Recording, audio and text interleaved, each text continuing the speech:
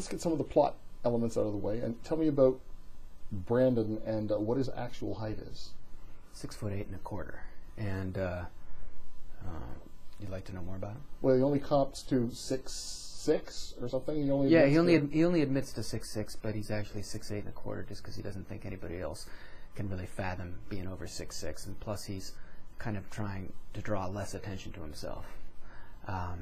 But yeah, that's just one of the unusual things about him. He also thinks in images. He thinks in pictures more than he thinks in words, which made him a challenge to write, but I thought worked well as a in the role that I had him set in, because I wanted a character that was going to be kind of hyper observant in a different fashion than the rest of the characters in the book, and I also liked having him have at least a titch of autism, because of my research through Temple Grandin and autism. I always thought it was fascinating how she found human behavior so confounding, but animal behavior was so clear to her. So I played with that too. Brandon has an unusual job. As a Border Patrol agent? That's first book I've seen with Border Patrol agent. There's 5 characters that we juggle in this book, in my mind, predominantly, and he's obviously central. But I felt that one of the characters needed to be a Border Patrol agent. I wanted him to be a rookie Border Patrol agent, and part of the reason for that is that that's kind of when I fell in love with the idea of the stories, when I was riding around with Border Patrol agents up on the border when they were ramping up, and they just tripled their forces up there. And so I'm riding around with these guys that are getting more and more candid as the nights go on. And I just thought that they had a real interesting perspective of looking at the terrain completely differently, because they're seeing the smugglers and the illegals coming across in what seems like just this gentle, peaceful terrain. And so I thought the idea of having a rookie Border Patrol agent who grew up in the area, kind of seeing this underbelly of what he thought he knew so well, could be refreshing, as opposed to having an old embittered Border Patrol agent up there. I also like the way that his sort of kind of accidentally stumbles into busts and so on. Yeah. Well, and that's kind of what I got from hanging around these guys, is just that there is a lot of time on their hands, and so that's why it also made it possible in my mind for him to be a birder, and for him to be doing his bizarre landscape art that he does, and that there's a certain kind of roulette to who's going to make the bus and who's not going to make the bus. So I thought, well, why not have the action come to him, and people start wondering if he's got some gifts for this. And he's obviously got some odd gifts, but whether or not it's actually busting people, I don't know. It's more like just paying attention in a way that others don't. The border being little more than a ditch. And that was one of the reasons that I got excited about the book in the first place. It's just that driving along up there, there's these sections where you have a Canadian neighborhood on one side and an American neighborhood on the other, and they're rural neighborhoods, but they are neighborhoods, and they're just divided by literally by a drainage ditch. And in the old days,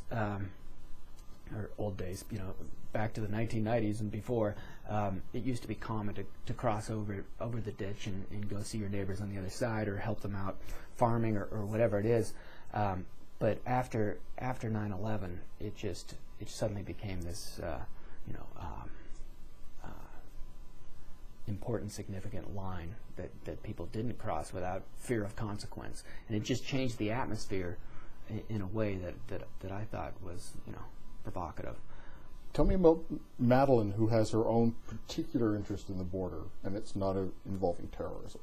She, like Brandon, is a rookie in her field, but her field is marijuana cultivation and smuggling, and she just kind of gets into this on a early 20s desire to get more out of life, and it kind of goes in the direction of most drug adventures. But I liked having the ingredient that she and Brandon knew each other since childhood, and they grew up across the border from each other. So if anybody understood this 6'8" dyslexic Border Patrol guard, it was probably her. And now all of a sudden he's in a line of business where he's getting increasingly aware of all the drug activities up there and her potential involvement in it. And so it made for a an unusual. It's called a love story on the book jacket, but it's an unusual relationship altogether. As the book goes along, more and more people seem to have this hobby of sticking substances in their trunk, right, or people in their trunk, and, right, and by the end of the book you're wondering, is there anyone who's not smuggling something across the damn border? Well, and that kind of came from the fact that when they tripled the Border Patrol up there, to stop terrorists, what they found is all kinds of other stuff. They didn't find terrorists. What they found is, that marijuana smuggling was going through at 5 to 10 times more than they expected of the BC bud moving down through Washington, Oregon, and California.